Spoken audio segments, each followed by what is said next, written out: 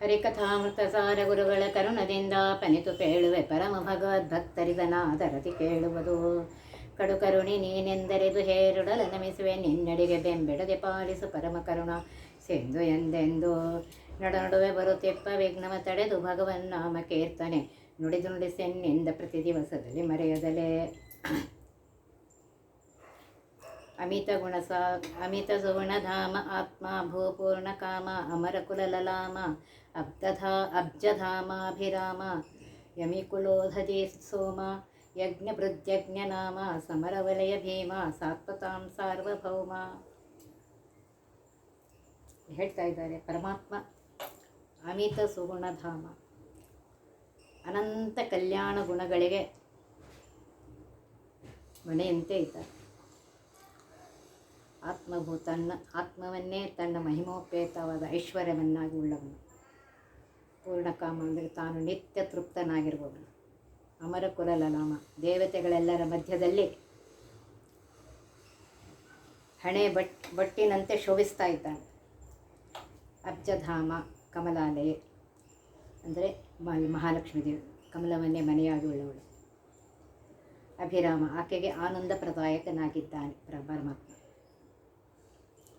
ಯಮಿಕುಲ ಅಂದರೆ ಯೋಗಿಗಳ ಸಂದೋಹ, ಉದಧಿ ಸಮುದ್ರ, ಸೋಮ ಅಂದರೆ ಚಂದ್ರ, ಯಜ್ಞಭೃತ್ ಸಕಲ ಯಜ್ಞಗಳಲ್ಲಿ ಅಂತರ್ಯಾಮಿಯಾಗಿದ್ದು ಅವುಗಳನ್ನು ರಕ್ಷಿಸುವುದಕ್ಕಾಗಿ ಪ್ರತಿಜ್ಞೆಯನ್ನು ಮಾಡಿದ್ದಾನೆ, ಧರಿಸಿದ್ದಾನೆ. ಯಜ್ಞನಾಮ, ಸ್ವಯಂಭುವಿನ ಮನುವಿನ ಪುತ್ರಿಯಾದ ಅಕುತಿ ದೇವಿಯಲ್ಲಿ ಅವತಾರವನ್ನು ತೆಗೆದುಕೊಂಡು ಆ ಪರಮಾತ್ಮನ ಹೆಸರು ಯಜ್ಞ ಅಂತ ಹೆಸರು. ಆ ಹೆಸರಿನಿಂದ ಸ್ವಯಂಭುವ ಮನು ಶ್ರೀಹರಿಯನ್ನು ಈಶಾವಾಸರೂಪದಿಂದ ಸ್ತೋತ್ರ ಮಾಡಿ ತನ್ನನ್ನು ಭಕ್ಷಿಸಲು ಬಂದ ದೈತ್ಯರನ್ನು ಸಂಹರಿಸಿದ್ದಾನೆ. ಸಮರ ವಲಯ ಭೀಮ, ಯುದ್ಧರಂಗದಲ್ಲಿ ದೈತ್ಯರಿಗೆ ಭಯಂಕರನಾದವನು. ಸಾರ್ವಭೌಮ, ಸಕಲ ಜಗತ್ತಿಗೆ ದೊರೆಯಾಗಿದ್ದಾನೆ. ಸಾತ್ವತಾಂ,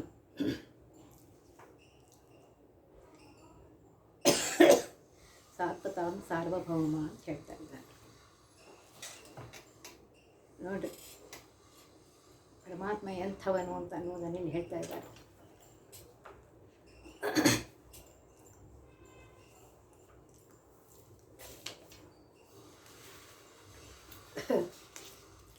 ಪರಮಾತ್ಮ ಅನಂತ ಕಲ್ಯಾಣ ಗುಣ ಪರಿಪೂರ್ಣನಾಗಿದ್ದಾನೆ, ನಿತ್ಯ ತೃಪ್ತನಾಗಿದ್ದಾನೆ. ಎಲ್ಲ ದೇವತೆಗಳಿಗಿಂತ ಸರ್ವೋತ್ತಮನಾಗಿದ್ದಾನೆ, ಸರ್ವಶ್ರೇಷ್ಠನಾಗಿದ್ದಾನೆ. ಮತ್ತೆ ಹೇಳ್ತಾ ಇದ್ದಾರೆ, ಕಮಲವನ್ನೇ ಮನೆಯಾಗಿ ಉಳ್ಳಂತಹ ಮಹಾಲಕ್ಷ್ಮೀ ದೇವಿಗೆ ಪರಮಾತ್ಮ ಆನಂದವನ್ನು ಕೊಡ್ತಾ ಇದ್ದಾನೆ. ಯೋಗಿಗಳ ಸಮೂಹದಲ್ಲಿ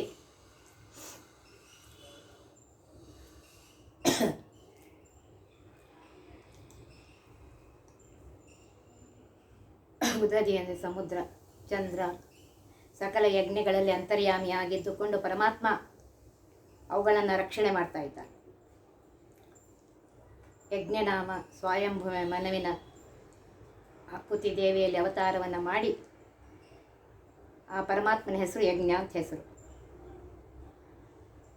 ಆ ಹೆಸರಿನಿಂದ ಸ್ವಯಂಭೂಮನು ಪರಮಾತ್ಮನನ್ನು ಈಶಾವಾಸ ಉಪನಿಷತ್ತಿನಲ್ಲಿ ಸ್ತೋತ್ರ ಮಾಡಿ ತನ್ನನ್ನು ಭಕ್ಷಿಸಲು ಬಂದಂಥ ದೈತ್ಯರನ್ನು ಸಂಹಾರ ಮಾಡಿದ್ದಾನೆ. ಸಮರವಲಯ ಭೀಮ ಅಂತ ಇದ್ದಾರೆ. ಯುದ್ಧರಂಗದಲ್ಲಿ ದೈತ್ಯರಿಗೆ ಪರಮಾತ್ಮ ಅತ್ಯಂತ ಭಯಂಕರನಾಗಿದ್ದಾನೆ. ಸಾರ್ವಭೌಮ, ಸಕಲ ಜಗತ್ತಿಗೆ ಸ್ವಾಮಿಯಾಗಿದ್ದಾನೆ. ಅಂತಹ ಪರಮಾತ್ಮ ನಿನಗೆ ನಾನು ನಮಸ್ಕಾರ ಮಾಡ್ತೇನೆ ಅಂತ ಹೇಳ್ತಾ ಇದ್ದಾರೆ.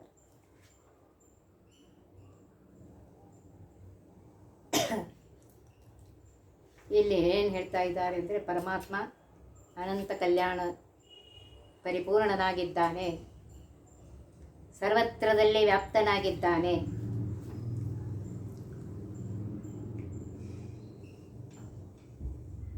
ಆಮೇಲೆ ಸರ್ವ ಕರ್ಮಗಳಿಗೂ ಸಾಕ್ಷಿಯಾಗಿದ್ದಾನೆ.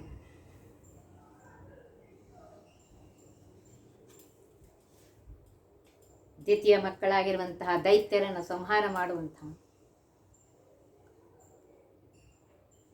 ಹೇಳ್ತಾರೆ, ಶ್ರೀ ವಿರಿಂಚಾದ್ಯಮರ ವಂದಿತ ನೀವ ಸುಂದರೆಯೋ ದೇವಕಿ ದೇವಿ ಜಟದಲ್ಲಿ ಅವತರಿಸಿದನು ಅಜನು ಜನರಂತೆ. ರೇವತಿ ರಮಣಾನುಜ ಸುಪದಾವಲಂಬಿಗಳ ಸಂತೈಸಿ ದೈತ್ಯಾವಳಿಯ ಸಂಹರಿಸಿದ ಜಗನ್ನಾಥ ವಿಠ್ಠಲನು ಅಂತ ಸ್ತೋತ್ರ ಮಾಡಿದ್ದಾರೆ. ಮಹಾಲಕ್ಷ್ಮೀ ದೇವಿಯಿಂದಲೂ ಬ್ರಹ್ಮಾದಿ ದೇವತೆಗಳಿಂದಲೂ ವಂದಿತನಾಗಿರುವಂತಹ ಸರ್ವೋತ್ತಮನಾಗಿರುವಂತಹ ಪರಮಾತ್ಮ ದೇವಕಿಯಲ್ಲಿ ಶ್ರೀಕೃಷ್ಣನಾಗಿ ಅವತಾರವನ್ನು ತೆಗೆದುಕೊಳ್ತಾನೆ. ನೋಡಲಿಕ್ಕೆ ಜನರಂತೆ ಅಲ್ಲಿ ಅವತಾರವನ್ನು ತೆಗೆದುಕೊಂಡಿನ ಆಕೆ ಹೊಟ್ಟೆಯಿಂದ ಹುಟ್ಟಿ ಬಂದಿಲ್ಲ. ರೇವತಿ ರಮಣನಾಗಿರುವಂತಹ ಬಲರಾಮನ ತಮ್ಮನಾಗಿರುವಂತಹ ಪರಮಾತ್ಮ ಯಾರು ಅವನನ್ನು ನಂಬಿ ಬಂದಿದ್ದಾರೆ ಅವರನ್ನು ಸಂತೈಸಿ ಅವರನ್ನು ರಕ್ಷಣೆ ಮಾಡಿ ದೈತ್ಯ ಸಮೂಹವನ್ನೆಲ್ಲ ನಾಶ ಮಾಡುವಂತಹ ಜಗನ್ನಾಥ ವಿಠ್ಠಲ ಅಂತ ಹೇಳ್ತಾ ಇದ್ದಾರೆ. ಆದ್ದರಿಂದ ಆ ಪರಮಾತ್ಮನನ್ನು ಸಾಮಾನ್ಯ ಅಂತ ತಿಳ್ಕೋಬೇಡಿ. ಆ ಪರಮಾತ್ಮ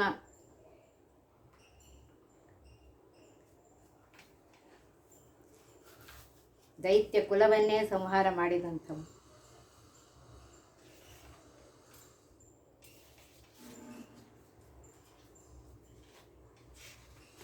ಅನಂತ ಕಲ್ಯಾಣ ಗುಣ ಪರಿಪೂರ್ಣನಾದವನು ಎಲ್ಲ ದೇವತೆಗಳನ್ನು ರಕ್ಷಣೆ ಮಾಡುವ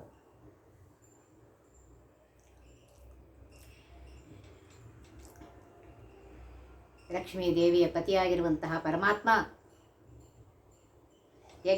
ಸಕಲ ಯಜ್ಞಗಳಲ್ಲಿ ತಾನೇ ಅಂತರ್ಯಾಮಿಯಾಗಿದ್ದು ಯಜ್ಞನಾಮಕನಾಗಿ ಅಂತರ್ಯಾಮಿಯಾಗಿದ್ದು ಆ ಯಜ್ಞವನ್ನು ಮಾಡಿಸಿ ಅದರ ಫಲವನ್ನು ಮಾಡಿದವರಿಗೆ ಕೊಡ್ತಾರೆ.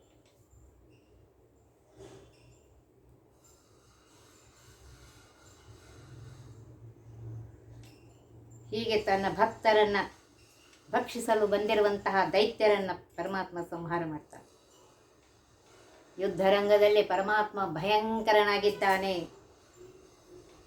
ಸಕಲ ಜಗತ್ತಿಗೆ ದೊರೆಯಾಗಿರುವಂತಹ ಪರಮಾತ್ಮ, ಹೇ ಸಾರ್ವಭೌಮ, ನಿನಗೆ ಅನಂತ ನಮಸ್ಕಾರಗಳು ಅಂತ ಹೇಳ್ತಾ ಇದ್ದಾರೆ.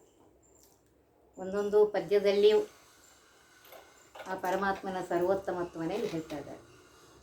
ಜನನ ಮರಣ ದೂರ ಜಂಗಮಾಚರ ವಿಹಾರ ಧನುಜವನ ಕುಠಾರ ದೀನ ಮಂದಾರ ಧೀರ ಪ್ರಣತ ಭಯ ವಿಹಾರ ಪ್ರಾಕೃತಾತೀತ ಸಾರ ದಿನಪ ನಿಭ ಶರೀರ ದುಃಖವಾರಿಧಿ ಸಮೀರ. ಜನನ ಮರಣ ದೂರ, ಪರಮಾತ್ಮನಿಗೆ ಎಂದೂ ಜನನ ಮರಣಾದಿ ದೋಷಗಳಿಲ್ಲ. ಯಾರು ತನ್ನನ್ನು ನಂಬಿದ್ದಾರೆ ಅಂತಹ ಭಕ್ತರ ಜನನ ಮರಣವನ್ನು ತಪ್ಪಿಸಿ ಅವರಿಗೆ ಮೋಕ್ಷ ಕೊಡ್ತಾನೆ.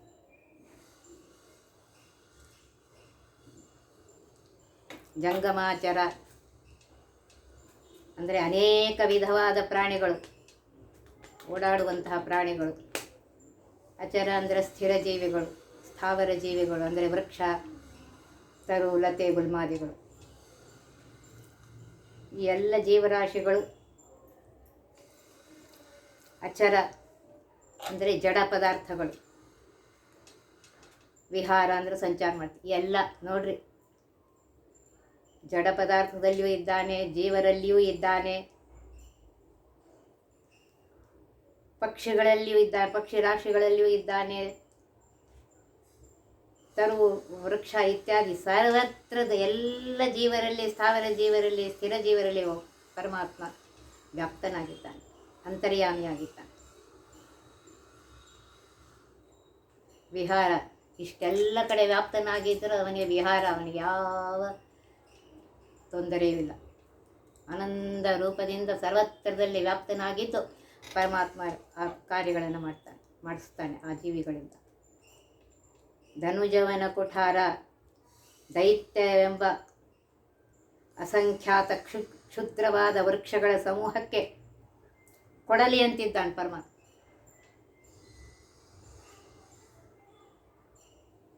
ದೀನ ಜನ ಮಂದಾರ, ನೀನೇ ಗತಿ ಎಂದು ಹೇಳಿ ಪರಮಾತ್ಮನನ್ನು ನಂಬಿ ಬಂದ ಭಕ್ತರಿಗೆ ಮಂದಾರ ಅಂದರೆ ಕಲ್ಪವೃಕ್ಷದಂತಿದ್ದಾನೆ ಪರಮಾತ್ಮ. ಧೀರ ಅಂದರೆ ಆದ್ಯಂತ ಕಾರ್ಯ ಸಾಧಕನಾಗಿದ್ದಾನೆ.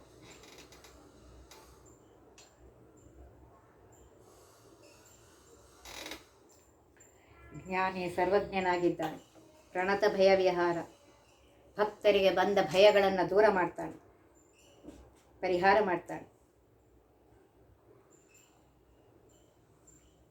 ಪ್ರಾಕೃತ ಅತೀತ ಅಂದರೆ ಅಪ್ರಾಕೃತ ಗುಣವುಳ್ಳವನಾಗಿದ್ದಾನೆ. ಸಾರ ಸ್ವಯಂ ಶ್ರೀಹರಿಯೇ ದಿನಪನಿಭ ಸೂರ್ಯನಂತೆ ಪ್ರಕಾಶವುಳ್ಳ ಶರೀರವುಳ್ಳವನು. ನಿಭ ಶರೀರ ಅಂತ ಹೇಳ್ತಾರೆ, ಅಂತಹ ಶರೀರವುಳ್ಳವನು ಪರಮಾತ್ಮ.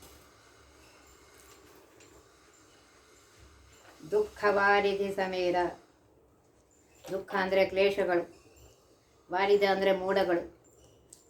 ಆ ದುಃಖಗಳೆಂಬ ಮೋಡಕ್ಕೆ ಪರಮಾತ್ಮ ಹೇಗಿದ್ದಾನೆ ಅಂತಂದರೆ ವಾಯುದೇವರಂತೆ ಅದನ್ನು ಓಡಿಸ್ಬಿಡ್ತಾನೆ. ನೋಡ್ರಿ, ಒಂದೊಂದು ಪದ್ಯದಲ್ಲಿಯೂ ಆ ಪರಮಾತ್ಮನ ಮಹಿಮೆಯನ್ನೇ ಹೇಳ್ತಾರೆ.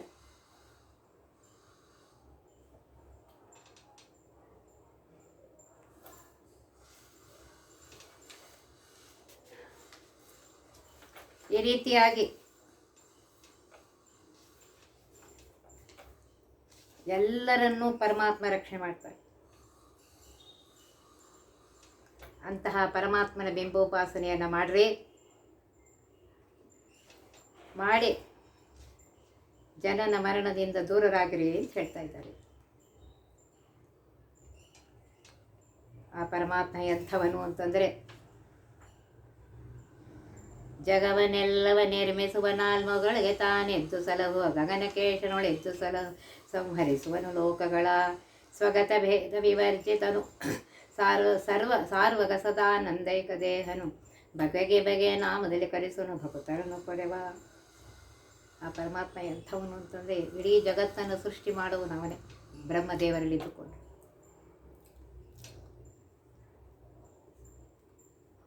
ರಕ್ಷಣೆ ಮಾಡುವವನು ಅವನೇ. ಗಗನಕೇಶವಳಿದ್ದು ರುದ್ರದೇವರಲ್ಲಿದ್ದಲು ಸಂಹಾರ ಮಾಡುವನವನೇ. ಪರಮಾತ್ಮನಿಗೆ ಒಂದು ರೂಪಕ್ಕೂ ಇನ್ನೊಂದು ರೂಪಕ್ಕೂ ಭೇದವಿಲ್ಲ, ಸ್ವಗತ ಭೇದ ವಿವರ್ಜಿತನಾಗಿದ್ದಾನೆ.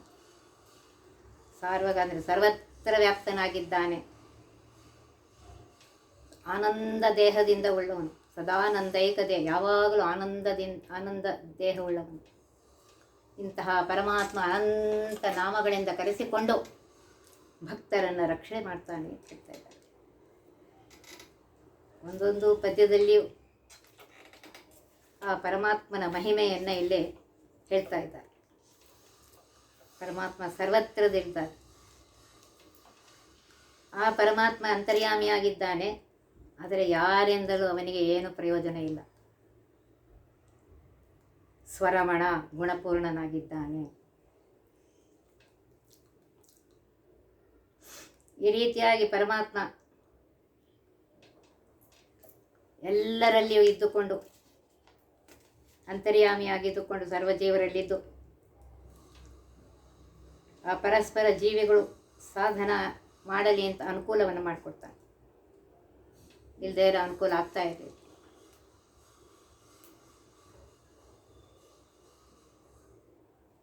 ಈ ರೀತಿಯಾಗಿ ಪರಮಾತ್ಮ ಸರ್ವತ್ರ ವ್ಯಾಪ್ತನಾಗಿದ್ದುಕೊಂಡು ತಾನೇ ಎಲ್ಲವನ್ನ ಮಾಡ್ತಾ ಇದ್ದಾನೆ. ಅಂತಹ ಪರಮಾತ್ಮನ ಬಿಂಬೋಪಾಸನೆಯನ್ನು ಮಾಡ್ರಿ ಅಂತ ಹೇಳ್ತಾ ಇದ್ದಾರೆ.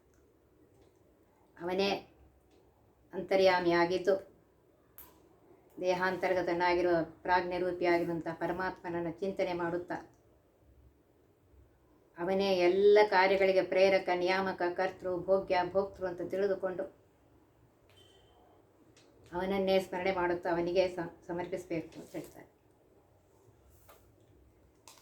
ಧನುಜವನ ಕುಠಾರ, ದುಷ್ಟರಾಗಿರುವಂಥ ರಾಕ್ಷಸರ ವನವನ್ನೇ ಅಂದರೆ ಪೂರ್ತಿ ಅವರ ಸಮೂಹವನ್ನೇ ನಾಶ ಮಾಡಿ ಸಜ್ಜನರಿಗೆ ಹಿತವನ್ನು ಮಾಡ್ತಾನೆ. ಸ್ವರಮಣ, ಪರಮಾತ್ಮನಿಗೆ ಯಾರಿಂದಲೂ ಏನೂ ಪ್ರಯೋಜನ ಇಲ್ಲ. ಆದರೆ ಅವರಿಗೆ ಒಳ್ಳೆಯದು ಮಾಡುವುದಕ್ಕೋಸ್ಕರ ಅಂತರ್ಯಾಮಿಯಾಗಿದ್ದುಕೊಂಡು, ಯಾಕೆಂದ್ರೆ ಜೀವ ಸ್ವತಂತ್ರರಾಗಿದ್ದಾನೆ, ಅಂತರ್ಯಾಮಿಯಾಗಿದ್ದುಕೊಂಡು ತಾನೇ ಎಲ್ಲವನ್ನು ಮಾಡ್ತಾ ಇದ್ದಾನೆ. ಆದ್ದರಿಂದ ಅಂತಹ ಪರಮಾತ್ಮನ ಸ್ಮರಣೆಯನ್ನು ಮಾಡ್ರಿ ಅಂತ ಹೇಳ್ತಾ ಇದ್ದಾರೆ. ದೀನ ಜನ ಮಂದಾರ ಅಂತ ಇದ್ದಾರೆ. ಪರಮಾತ್ಮ ಹೇಗಿದ್ದಾನೆ? ದೀನ ಜನರಿಗೆ, ಅವನಿಗೆ ಶರಣು ಬಂದವರಿಗೆ ಮಂದಾರ ವೃಕ್ಷದಂತೆ ಇದ್ದು ಅವರ ಅಭಿಷ್ಟಗಳನ್ನು ಪೂರ್ಣ ಮಾಡ್ತಾನೆ. ಈ ರೀತಿಯಾಗಿ ತಿಳಿದುಕೊಂಡು ಅವನ ಉಪಾಸನೆಯನ್ನು ಮಾಡು ಅಂತ ಹೇಳ್ತಾ ಇದ್ದಾರೆ.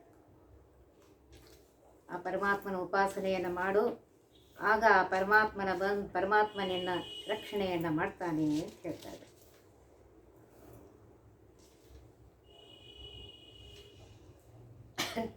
ಹೀಗೆ ಒಂದೊಂದು ಪದ್ಯದಲ್ಲಿಯೂ ಆ ಪರಮಾತ್ಮನ ಲೀಲೆಯನ್ನು ಇಲ್ಲಿ ಹೇಳ್ತಾ ಇದ್ದಾರೆ.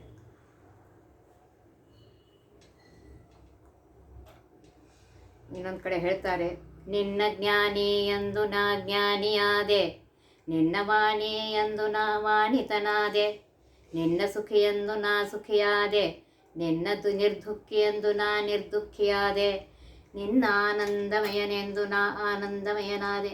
ಈ ರೀತಿಯಾಗಿ ಪರಮಾತ್ಮ ನೀನು ಸರ್ವೋತ್ತಮ, ಸರ್ವೋತ್ಕೃಷ್ಟ, ಸರ್ವಸ್ವಾಮಿ, ಮಮ ಸ್ವಾಮಿ ಅಂತ ಅವನನ್ನು ಪೂಜೆ ಮಾಡಿದರೆ ಆಗ ಪರಮಾತ್ಮ ಅವರಿಗೆ ಆನಂದವನ್ನು ಕೊಡ್ತಾನೆ.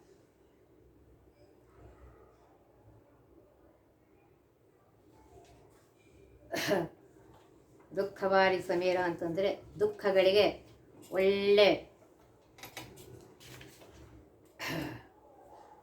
ಚಂಡಮಾರುತಂತಿದ್ದು ಅವನ್ನೆಲ್ಲ ದೂರ ಓಡಿಸ್ತಾನಂತೆ ಪರಮಾತ್ಮ. ಆದ್ದರಿಂದ ಒಂದು ಸುಳಾದಿಯಲ್ಲಿ ಹೇಳ್ತಾ ಇದ್ದಾರೆ, ದ್ವಾದಶ ಸ್ತೋತ್ರದ ಹೇಳಿದ ರಜರಾಮರಣ ಸಕಲಾರ್ತಿಹರ ಕಮಲಾ ಪತಿರೇಡ್ಯತ ತಮುವತುನಃ. ಜನನ ಮರಣಾದಿಗಳ ದೋಷ ಇಲ್ಲದಂತಹ, ಜರಾ ಮರಣಾದಿಗಳ ದೋಷಗಳಿಲ್ಲದ ಪರಮಾತ್ಮನ ಭಕ್ತರ ಸಕಲ ವಿಧವಾದ ದುಃಖಗಳನ್ನು ಪರಿಹಾರ ಮಾಡ್ತಾನೆ. ಲಕ್ಷ್ಮೀಪತಿಯಾಗಿರುವಂತಹ ಪರಮಾತ್ಮ ಸ್ತುತ್ಯರಾದವರಿಂದಲೂ ಸ್ತುತ್ಯನಾಗಿದ್ದಾನೆ. ಅವನೇ ಪರಮಸ್ತುತ್ಯನಾಗಿದ್ದಾನೆ. ಹರಿರಾಮ ಲಕ್ಷ್ಮೀ ಕಾಣೋ ದಾರಿದ್ರ್ಯ ಜನರಿಗೆ, ಹರಿರಾಮ ಬ್ರಹ್ಮ ಕಾಣೋ ಅಲ್ಪಾಯುಷ್ಯವುಳ್ಳವರಿಗೆ, ಹರಿನಾಮ ಪವನ ಕಾಣೋ ದುರಿತ ಮೇಘಾವಳಿಗಳಿಗೆ. ಎಷ್ಟು ಚೆನ್ನಾಗಿ ಹೇಳಿದಾನು ಜಗನ್ನಾಥ. ದುಡ್ಡಿಲ್ಲದವರಿಗೆ, ದರಿದ್ರರಿಗೆ ಹರಿನಾಮವೇ ಲಕ್ಷ್ಮಿ.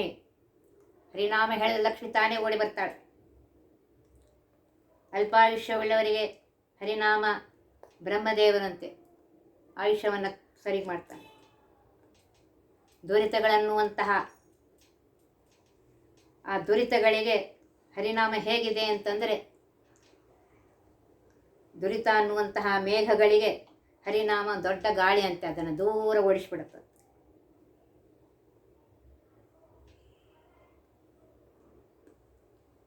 ಅಜ್ಞಾನವೆಂಬ ಮೋಡಗಳು ಸುತ್ತಿದರೆ ಜ್ಞಾನಾಖ್ಯ ಸೂರ್ಯನು ಬೆಳಗುತ್ತಾನೆ ಅಂತ ಹೇಳ್ತಾ ಇದ್ದಾರೆ.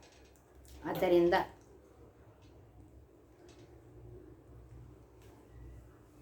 ಯಾವ ಅಜ್ಞಾನವು ಸಂಸಾರಾಖ್ಯ ದುಃಖಕ್ಕೆ ಮೂಲ ಕಾರಣವೋ ಅಂತಹ ಅಜ್ಞಾನವನ್ನು ತೊಲಗಿಸಿಕೊಂಡು ಅಪರೋಕ್ಷ ಜ್ಞಾನಿಗಳು ತಾವಾಗಿದ್ದರು.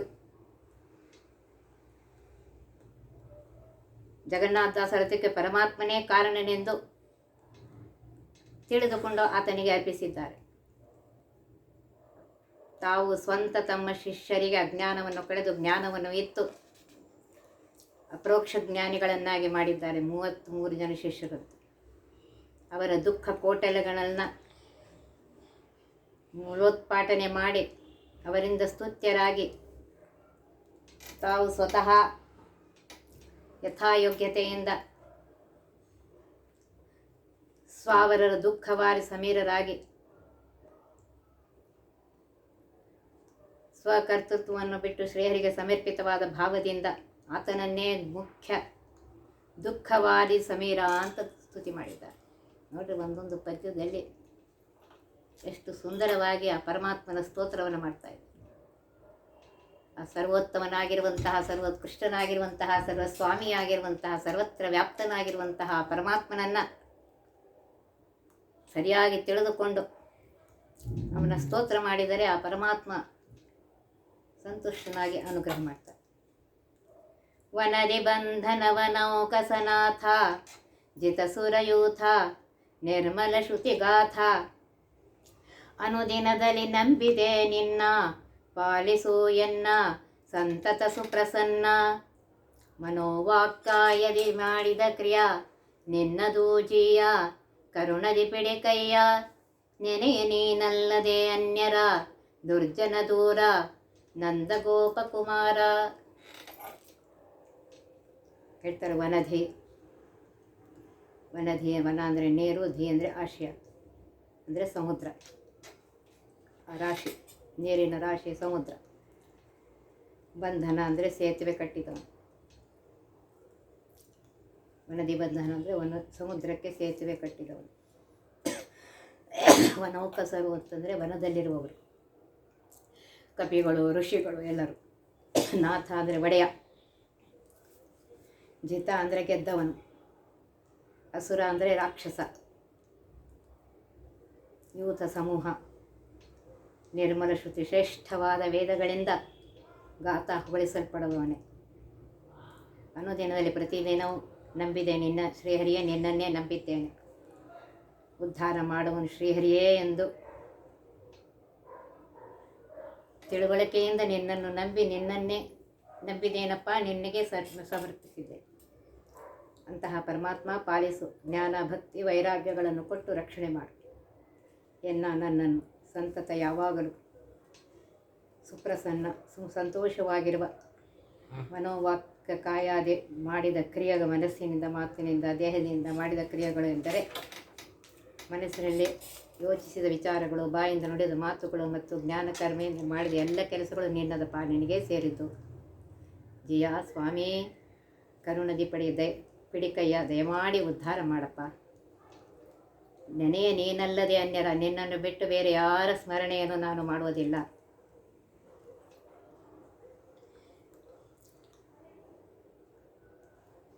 ದುರ್ಜನ ದೂರ, ದುಷ್ಟ ದೈತ್ಯರಿಗೆ ಸಿಕ್ಕದವನು, ದೂರನಾಗಿದ್ದವನು.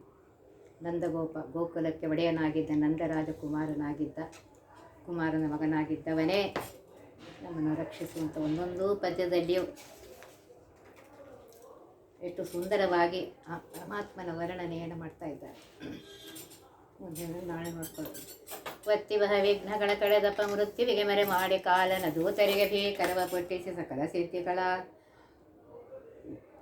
ಒತ್ತಿಗೊಳ್ಳಿಸಿವನರು ಹೇಕ್ಷಣ ನೃತ್ಯ ಮಾಡುವರವರ ಮನೆಯೊಳು ನಿತ್ಯ ಮಂಗಳ ಹರಿಕಥಾಮೃತ ಸಾರ ಪಠಿಸುವರ.